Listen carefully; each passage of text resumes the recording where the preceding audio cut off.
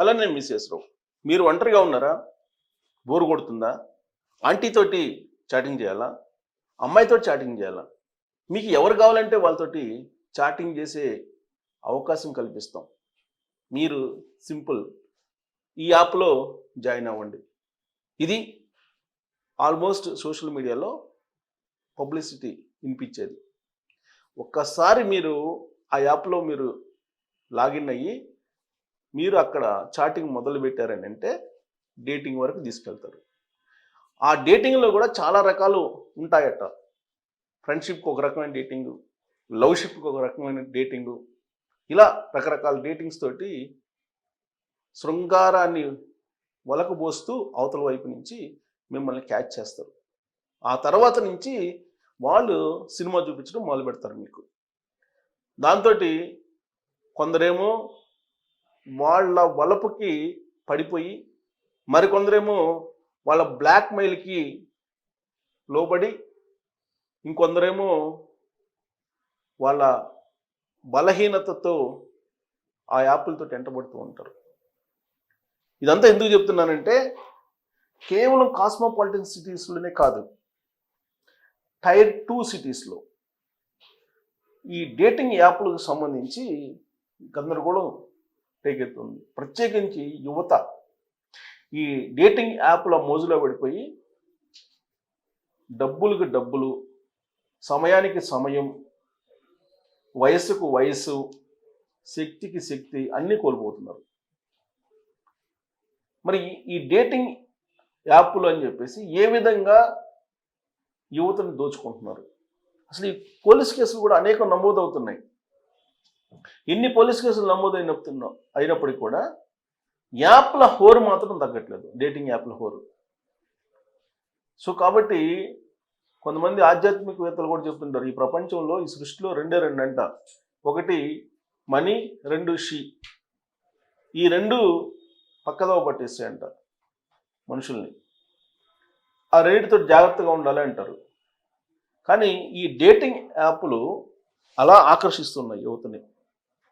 ఆకర్షిస్తూ చివరికి తీసుకెళ్ళి నైరాశ్యంలోకి, విరక్తి కలిగించేలాగా, కొంతమంది ఆత్మహత్య చేసుకోలేక ప్రేరేపిస్తూ ఉన్నాయి. వీటిని నియంత్రించేటువంటి వాళ్ళు కనిపించట్లేదు. అక్కడక్కడ కొన్ని నియంత్రించినప్పటికి కూడా కోకొలలు, పుట్టగొడుగుల్లాగా ఉన్నాయి డేటింగ్ యాప్లు. సో వాళ్ళల్లో ఇరుక్కుపోతున్నారు. పోలీసులు కూడా తలబొట్టుకుంటున్నారు వీటి బారి నుంచి ఏ విధంగా యువతని బయటికి తీసుకురావాలి అని. వ్యసనం, అదొక వ్యసనంగా మారింది యువతకి. అత్యంత విలువైనటువంటి సమయాన్ని కోల్పోతున్నారు. టైమ్ ఈజ్ గోల్డ్ అంటారు. అన్నిటికంటే విలువైనది టైం, గోల్డ్, బంగారం లాంటిది. కానీ ఆ సమయాన్ని డేటింగ్కి చాలామంది యువత వెచ్చిస్తూ ఉన్నారు. దీనికి సంబంధించినటువంటి న్యూస్ ఇప్పుడు వైరల్ అవుతుంది. నేను అది చదివి వినిపిస్తాను. పోలీసులు వద్దకి ఈ డేటింగ్ యాప్ల వ్యవహారం వెళ్ళినప్పటికి కూడా వాటిని నియంత్రించలేని పరిస్థితి. పైగా వీటికి ప్రమోట్ చేస్తున్నారు కొంతమంది సెలబ్రిటీస్. ఇది ఒక కొత్త వరవడి.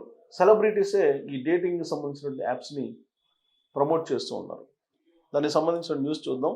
ఇది టైర్ 2లో చూద్దాం. Danger dating. ఇక్కడ చూడండి, విజయవాడ నగరంలో ఉపాధి కోసం వచ్చిన కోనసీమ జిల్లా యువతిని కిలారు నాగతేజ అనే వ్యక్తి మోసం చేశాడు.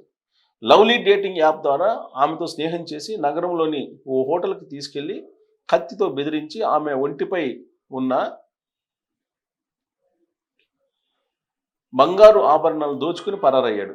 ఈ ఏడాది ఏప్రిల్ 22న జరిగిన ఈ సంఘటనపై పోలీసులు కేసు నమోదు చేసి విచారిస్తూ ఉన్నారు. ఇది ఇక్కడ చూడండి,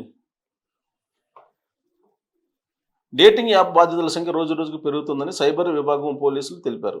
వ్యక్తిగత మర్యాదలకు సంబంధించిన నేరం కావడంతో పోలీసులు పూర్తి వివరాలను బహిర్గతం చేయలేకపోతున్నారు. గత ఏడాదిలో ఎన్టీఆర్ జిల్లాలో 250 మంది డేటింగ్ యాప్స్ వల్ల ఆర్థికంగా నష్టపోయారు. విజయవాడ నగరంలో 13 పోలీస్ స్టేషన్ పరిధిలో అత్యధిక మంది బాధితులు ఉన్నారు. కృష్ణా జిల్లాలోని పెనమలూరు, గుడివాడ, పామర్రు, గన్నవరం, మచిలీపట్నం ప్రాంతాల్లో 100 మందికి పైగా బాధితులు ఉన్నట్లు తెలుస్తుంది. అంటే కొన్ని స్టేషన్ల దాకా వస్తాయి, స్టేషన్ల దాకా రానివి చాలా ఉంటాయి. ఎందుకనంటే ఇదంతా పర్సనల్ విషయాలు కాబట్టి. ఆన్లైన్ వేదిక యాప్స్ విశృంఖలం. ఆన్లైన్ ప్లాట్ఫామ్లలో డేటింగ్ యాప్ ఆర్థిక శారీరక దోపిడీకి దోహదపడుతున్నాయని తాజా ఘటనలు స్పష్టం చేస్తున్నాయి. బెంగళూరు, చెన్నై, హైదరాబాద్, ముంబైలో సాఫ్ట్వేర్ కంపెనీలు అధికంగా ఉండటంతో ఈ యాప్ నిర్వాహకులు రహస్యంగా కంపెనీలను నడుపుతున్నారు. ఫిర్యాదుల ఆధారంగా జాతీయ, స్థానిక సైబర్ క్రైమ్ విభాగాలు కేసులు నమోదు చేస్తున్నాయి. కేసు నమోదైన వెంటనే యాప్ నిర్వాహకులు ప్రోగ్రామింగ్ మార్చి పేరులో ఒక అక్షరం జోడించడం లేదా తొలగించడం ద్వారా 24 గంటల కొత్త యాప్ను సిద్ధం చేస్తున్నారు. ఇది టెక్నిక్. ఒకవేళ పోలీసులు గమనించినప్పటికీ కూడా ఆ యాప్లో ఒక అక్షరం మార్చేసి మళ్ళీ 24 గంటల కొత్త యాప్ను సిద్ధం చేస్తున్నారు. సాఫ్ట్వేర్ కంపెనీలు ఉన్న ప్రాంతాల్లో వందల సంఖ్యలో డేటింగ్ యాప్స్ పుట్టగొడుగుల్లో పుట్టుకొస్తున్నాయి. సాఫ్ట్వేర్ కంపెనీల మధ్య పోటీ.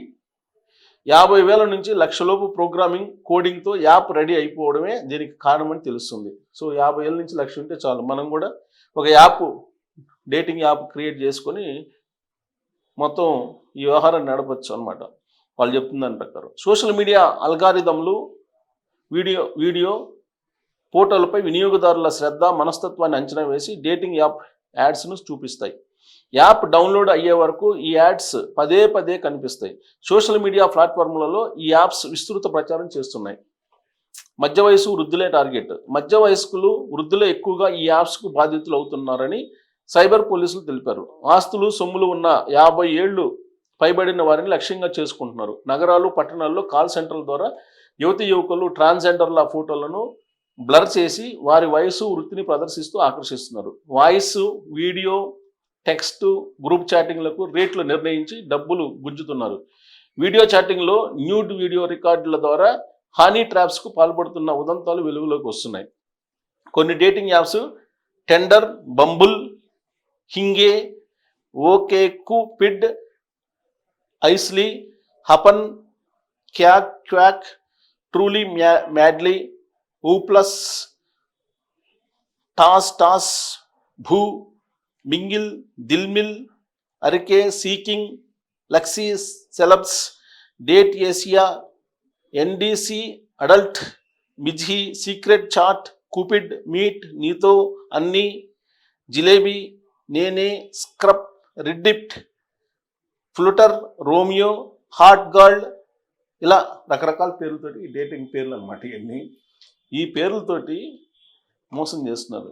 26న నిందితుడు నాగరాజును అరెస్ట్ చేశారు. నేషనల్ క్రైమ్ రికార్డ్స్ బ్యూరో లెక్కల ప్రకారం 2023-24లో డేటింగ్ యాప్స్ ద్వారా 61,000 కోట్ల దోపిడీ జరిగింది. అబ్బా, 61,000 కోట్ల దోపిడీ జరిగిందంట ఈ యాప్స్ ద్వారా. గత ఏడాది డేటింగ్ యాప్స్ విస్తృతమైన నేపథ్యంలో ఈ ఏడాది ఈ లెక్క మరింత పెరిగే అవకాశం ఉందని పోలీసులు అంచనా వేస్తున్నారు. ఇదండి ఈ డేటింగ్ యాప్లతోటి మోసపోతున్నటువంటి వాళ్ళ వాల్యూ ఎంతంటే బిఫోర్ ఇయర్ 61,000 కోట్లు అంట. అది కనీసం 1,00,000 కోట్లకు దాటిపోయి ఉంటుంది ఇది గత ఏడాది. ఎందుకంటే విస్తృతంగా ఇప్పుడు ఈ డేటింగ్ యాప్స్ని ప్రచారం చేస్తున్నారు. మీరు ఏమాత్రం వల్ల పడ్డా, మీకు వచ్చినట్టు ఫోన్లను ఎత్తినా, లేదా వాళ్ళతోటి ఆ యాడ్ దానికి సంబంధించినటువంటి లాగిన్ అయినా, మీతో చాటింగ్ చేయాలంటే మీరు 300, 400 కట్టండి అంటారు. లేదు మీకు వీడియో కావాలా, న్యూడ్ వీడియో కావాలంటే 500 పంపించండి అని చెప్తారు. లేదు మీకు డైరెక్ట్గా ఆన్లైన్ న్యూడ్ కావాలంటే 1000 పే చేయండి, లేదా 1200 పే చేయండి అంటారు. మీరేం చేస్తారు జనరల్గా చాలామంది? అందులో వీళ్ళ టార్గెట్ ఏంటి? వీళ్ళ టార్గెట్ అంతా కూడా నడి వయస్కులు, వృద్ధులు. ఎందుకంటే వీళ్ళు కొంచెం రిలాక్సేషన్గా ఉంటారు, డబ్బులు సంపాదించుంటారు. పెన్షన్ కూడా ఇప్పుడు బాగా వస్తుంది కదా చాలామందికి. సో పెన్షన్లు కూడా ఆల్మోస్ట్ రిటైర్డ్ అయినటువంటి వాళ్ళకి ఆల్మోస్ట్ 70-80 వేలు వాళ్ళు కూడా ఉన్నారు. 1,00,000 ఉండేవాళ్ళు కూడా ఉన్నారు. 1,20,000 ఉండేటువంటి వాళ్ళు కూడా ఉన్నారు. పెన్షన్స్ తీసుకుంటున్నటువంటి వాళ్ళు, ప్రభుత్వ ఉద్యోగులుగా పనిచేసి రిటైర్ అయినటువంటి వాళ్ళు. వీళ్ళని టార్గెట్గా చేసుకుంటున్నారు. వీళ్ళని టార్గెట్గా చేసుకొని వాళ్ళ న్యూడ్ వీడియోస్ని రికార్డ్ చేసేసి దాంతో డిజిటల్ అరెస్ట్ చేసేస్తున్నారు. ఆ తర్వాత నుంచి వాళ్ళు సినిమా స్టార్ట్ చేస్తారు. దీంతో వీళ్ళు ఎంత కావాలంటే అంత ఇవ్వక తప్పనటువంటి పరిస్థితి. ఇలా దోచుకున్నటువంటి డబ్బులు ఒక్క ఏడాదిలో 61,000 కోట్లు అని చెప్పి అఫీషియల్గా తెలుస్తుంది.